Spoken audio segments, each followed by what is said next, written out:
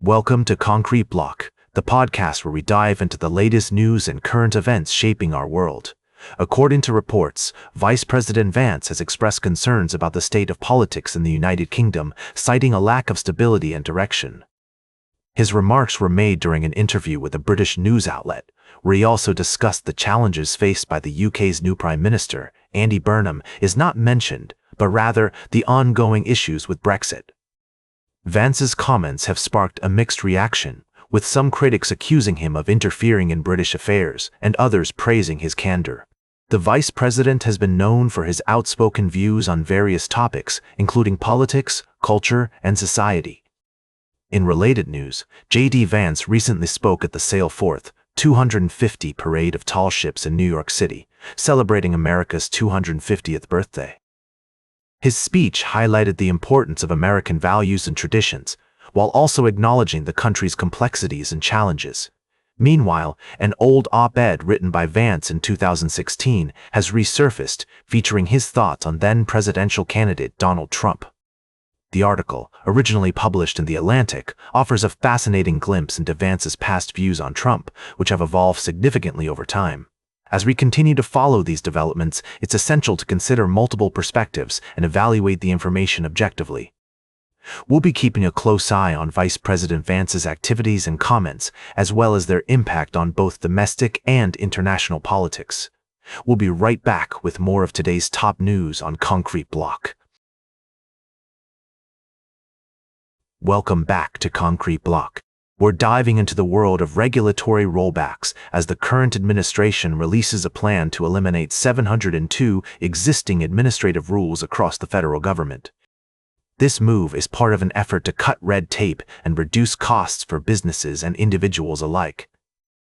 The proposed reductions span various sectors, including environmental review requirements for energy projects, energy efficiency standards, and rules promoting diversity, equity, and inclusion.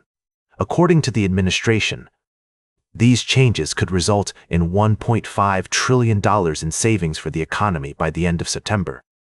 However, not everyone is convinced that these rollbacks will have a positive impact. Liberal groups argue that the analysis doesn't fully account for the benefits of environmental, safety, and consumer protection regulations. They claim that repealing certain rules could lead to negative consequences for public health and the environment. It's also worth noting that this plan includes the work of dozens of agencies that formally enacted and enforced rules independently of the White House.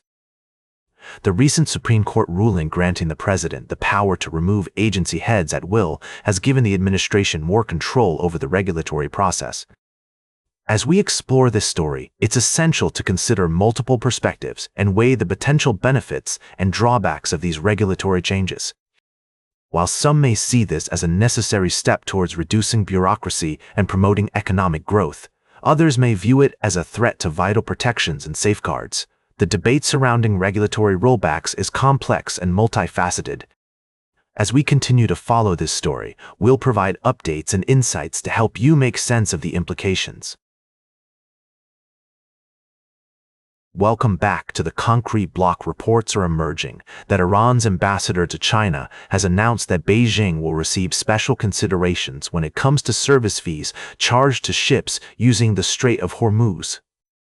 This critical waterway, which accounts for about a fifth of the world's oil and liquefied natural gas supplies, has been a point of contention since the U.S. and Israeli war on Iran earlier this year.